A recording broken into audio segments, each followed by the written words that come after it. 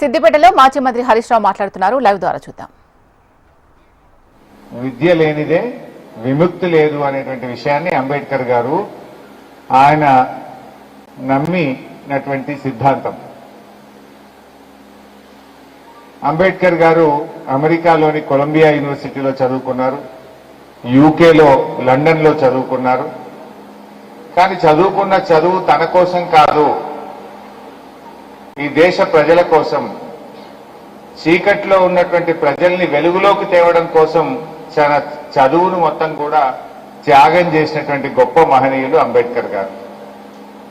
అంబేద్కర్ గారు ఈ సమాజానికి ఒక మంత్రం, ఒక ఆయుధం ఇచ్చాడు.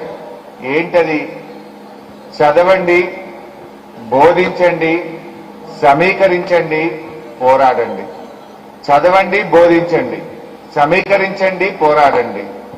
దీనితోనే ఏదైనా మనకు న్యాయం జరుగుతుంది అనేటువంటి ఒక గొప్ప ఆయుధం, ఒక మంత్రాన్ని మనకు అందించి వెళ్ళారు. నాకు బాగా సంతోషం కలిగేది ఏంటంటే, ఎంతో మంది అంబేద్కర్ గారు ఇచ్చినటువంటి భిక్షతోని గొప్ప గొప్ప మనుషులుగా అభివృద్ధి చెందారు.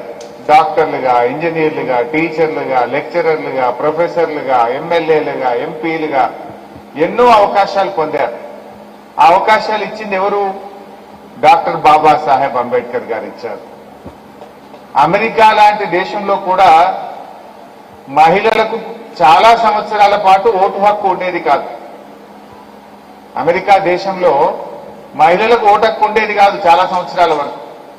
కానీ స్వతంత్ర భారతదేశంలో మహిళలకు, దళితులకు, గిరిజనులకు, అన్ని వర్గాల ప్రజలకు సమానమైనటువంటి ఓటు హక్కును కల్పించిన మహనీయుడు డాక్టర్ బాబాసాహెబ్ అంబేద్కర్. అంబేద్కర్ గురించి చెప్పాలంటే చాలా విషయాలు ఉంటాయి.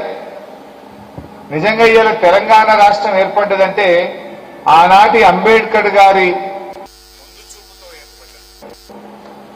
ఆ రోజు రాజ్యాంగం రాసేటప్పుడు ఆ కాన్స్టిట్యూషన్ ఎక్స్పర్ట్స్ ఎవరైతే ఉన్నారో వారు ఆ రాజ్యాంగంని రాసేటప్పుడు ఏమన్నారంటే,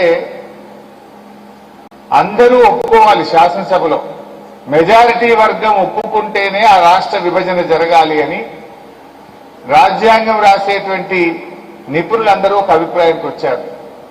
కానీ బాబాసాహెబ్ అంబేద్కర్ గారు ఇది కరెక్ట్ కాదు, నాకు ఈ రాత్రి టైం ఇవ్వండి, నేను ఆలోచించుకొని పొద్దున్నే వస్తా అని చెప్పి ఆయన ఆర్టికల్ 3ని రాసి ఆ కాన్స్టిట్యూషన్ ఎక్స్పర్ట్స్ ముందు పెట్టి ఒప్పించి మెప్పించి ఆర్టికల్ 3ని రాజ్యాంగంలో చేర్చడం వల్లనే ఇవాళ తెలంగాణ రాష్ట్రం ఏర్పడ్డది. మెజారిటీ ఒప్పుకోవాలంటే ఆనాడు ఉమ్మడి ఆంధ్రప్రదేశ్ లో 294 మంది ఎమ్మెల్యేలు ఉండేవాళ్ళు, 175 మంది ఆంధ్ర, 119 మంది తెలంగాణ. మా 175 ఎప్పటికీ ఒప్పుకోకపోదురు, ఎప్పటికీ తెలంగాణ కాకపోవు. మరి ఇది జరగదు. పేదలకు, చిన్నవారికి, అన్యాయానికి గురైన వాళ్ళకి న్యాయం జరగాలంటే మెజార్టీ అనేది ఉండొద్దు. శాసనసభ ఒప్పుకున్నా ఒప్పుకోకున్నా పార్లమెంటు బిల్లు పాస్ చేసి రాష్ట్రాన్ని ఇవ్వచ్చు అని ఆర్టికల్ 3లో ఆనాడు అంబేద్కర్ గారు పెట్టింది కనుకనే ఇవాళ తెలంగాణ రాష్ట్రం ఏర్పడ్డది. అంబేద్కర్ అందరివాడు, కానీ తెలంగాణ విషయంలో మాత్రం మనకు చాలా దగ్గరవాడు.